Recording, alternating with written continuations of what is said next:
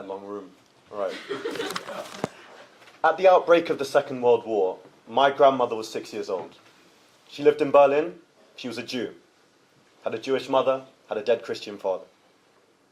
Her mother had already fled to the UK after Kristallnacht, but she was deemed too young to support herself, and instead she fled to East Prussia to live in hiding with her Christian grandmother. Stories of Soviet rape and pillage forced her west, and on this walk her grandmother died of starvation, and she encountered Dresden under intense carpet bombing. It was only by some miracle that she survived the end of the war and was picked up by the Red Cross and reunited with her mother and brother in Britain. Despite not speaking a word of English by the age of 12, she'd gone to achieve a PhD at the Royal Institute, where she met my Iranian grandfather. They moved to Tehran. She set up an international school in the mountains. And in 1978, the Iranian Revolution broke out. Once again, her life was in danger, as she was held at gunpoint, as the revolutionaries wanted to make her school a barracks, and she refused. Britain would once again provide a bastion of stable refuge, the start of a third opportunity, and she would live the rest of her life in North London. This was the story I told when asked about my motivations to join the Royal Air Force when applying as an officer cadet in the University Air Squadron. It's the same story I told a year later in one of my officer and aircrew selection board interviews during my pilot application. But why? Because it exemplifies not only the British values of hospitality and compassion that are so prevalent in our society, but Britain's constant as a haven of safety and stability that was so pivotal to my family history was only possible as a result of the continued security of this country, one that I was and still am desperate to contribute to. It's that prolonged collective security that forms a core to my belief in the importance of defence spending. It's something that affects us all. To live, to attend university, to have the right to free speech. We in this room are all beneficiaries of defence. Without it, this debate would not be happening. I likely would not exist. It's an individual right, yet one that is shared, and I'm certain that I'm not the only one that it resonates with. Mr. Mooney has asked where the money goes. He's rightly pointed out that only about 20% of British defence spending goes towards wages. Some may argue spending is only relevant in wartime, or when this country is actively threatened through direct conflict. Well, I put to you this. After Hurricane Irma in the Caribbean, which in 2017 killed 130 and left thousands without shelter and power, the RAF embarked on the wider Operation Rumen in conjunction with the rest of the armed forces, delivering 75 tons of humanitarian aid, including 500,000 water purification tablets, 10,000 buckets, and 3,000 shelter kits. 2,000 passengers were flown into and around the region. 6 types of aircraft were used. That aid simply would not have been delivered and administered on the scale and with the effectiveness that it was, if not for the fixed wing and rotary capabilities of the Royal Air Force, the seaborne rotary capabilities of the Royal Navy, and the 997 personnel, including medics and engineers from all branches. These cases are not uncommon. First information. Go on. Yeah, so you're describing this, and fantastic, but our military can do that as it did. As you just it did that as it is funded right now. Why is this a call to prioritise defence spending if it already can do this? Because in 1998 and 2010, defence spending was slashed, and in the end of my speech, I'll move on to why those capabilities are being diminished currently. These cases are not uncommon. Last year, the armed forces helped evacuate people from their homes after flooding in Poland. The same year, an A400M Atlas delivered aid to Gaza. In 2023, after the earthquake in Turkey and Syria, a military field hospital was deployed, including an emergency department, 24/7 operating theatres, and over 100 accompanying clinical staff. British ships supported humanitarian aid after Hurricane Dorian in the Caribbean in 2019. RAF Chinooks provided flood relief to the UK in 2014. Royal Marines from 5-6 and 4-2 Commando built shelters and homes after the earthquakes in Kashmir in 2005. I could go on, if not constrained for time. And to answer your point of information, these policy decisions simply would not have been available without the assets provided by a force that was funded sufficiently to acquire, retain, and utilise said assets at a moment's notice. So you can rest assured that once you break the Durham stereotypes, once you stop asking your parents for a bank cheque at the end of every week to fund your Jimmy's Woodgate addiction and get a job, God forbid, and start paying tax You will be contributing to those outflows. So where does the money go, Mr. Mooney? It goes into international and domestic humanitarian aid, provided by a force that, as a byproduct to the thousands of lives saved in these instances, sits permanently in providing security and defence to us all. But this defence is not just war fighting. I'll get to that later. Hard power is so much more consequential than that. And Angel, while I am proud of the UK's prominent and extensive soft power outreach, hard power provided in overwhelming majority by the Ministry of Defence and our armed forces is a permanent operation that sustains our quality of life, highlighting just how crucial defence spending is. Now, I'm not going to get you to raise your hands again, but I'm certain that almost, if not all of us in this room, use a mobile phone on a daily basis. Over 60% of the world's semiconductors and 90% of the most advanced are produced in Taiwan. In July of last year, coinciding with the NATO summit in Washington, D.C., a record number of Chinese warships flew near the island. Reliable and constant supply of these microchips is pivotal to our quality of life. Without them, you couldn't use your phone or computer to find out from a Vesta that the Bill Bryson Library is no longer operating 24/7. Now, I'm not sure he's in attendance, but Jerry Lee couldn't keep his extensive Cuban cigar collection in an advanced humidor that I'm told uses sensor readings to maintain between 65 and 70% humidity.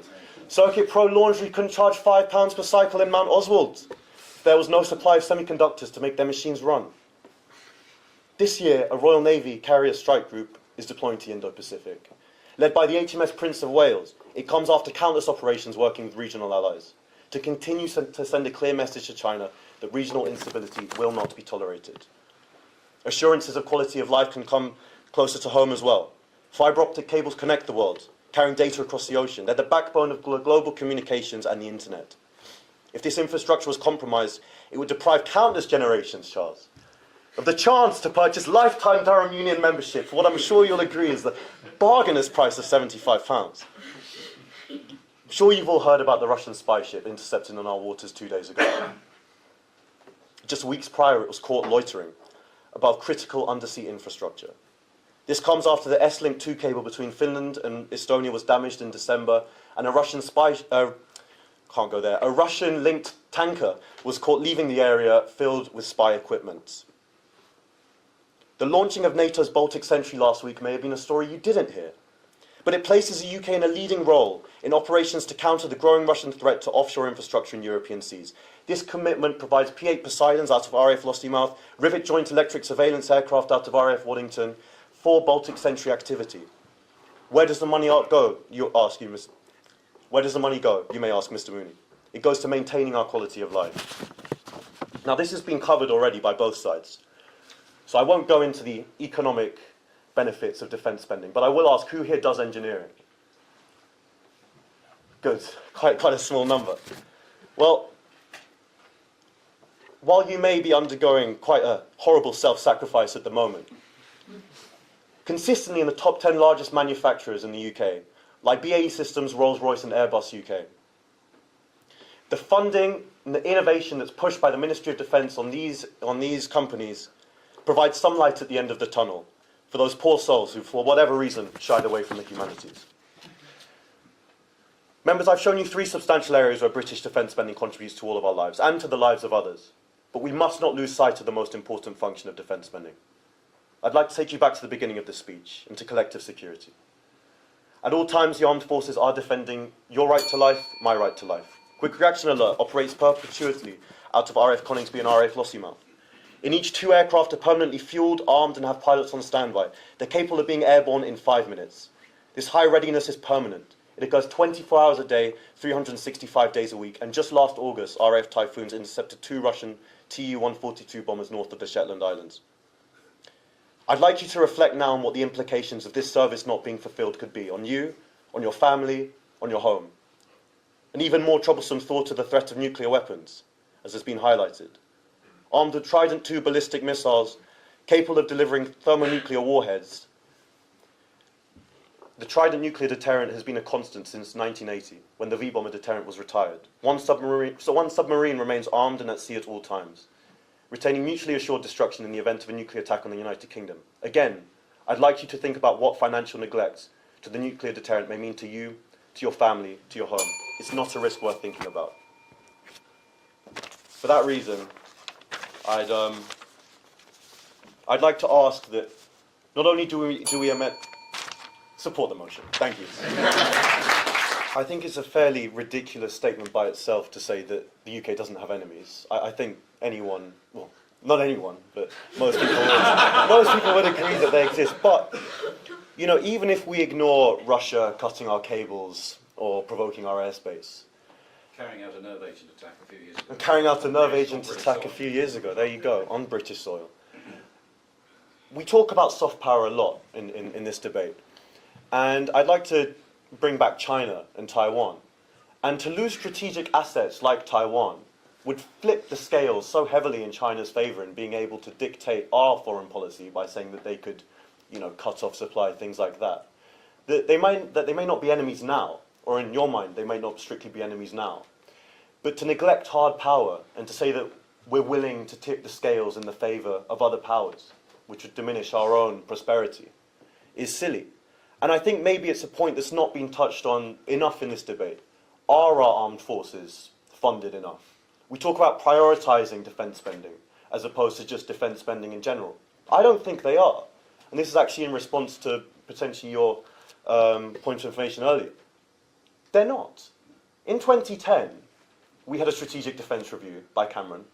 One of the many services that were cut were the Nimrod fleet, our maritime patrol aircraft. It took over a decade, almost a decade and a half to get the P8s back. And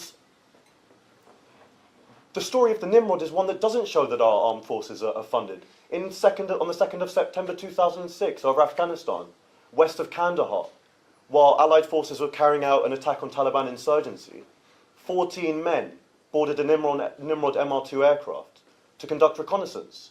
That aircraft crashed. There's an air-to-air refueling fire that was spotted in the bomb bay. And the subsequent report, stated very clearly that it was a direct consequence of the 1998 Defence Strategic Review that fire was able to be carried out, that there was no fire suppression system on the aircraft. As we talked about at dinner, those aircraft should have never been in service in the first place. They were based on, you know, the first commercial airliner in existence, which first flew in 1949, the Comet. So, no, I don't think the armed forces are funded enough. Yes, I do think we have enemies. And I think that if we continue to underfund our armed forces and don't embrace the potential economic growth of the future to say that we're going to fund them properly and prioritise defence spending, we create more enemies who have leverage over us in the future.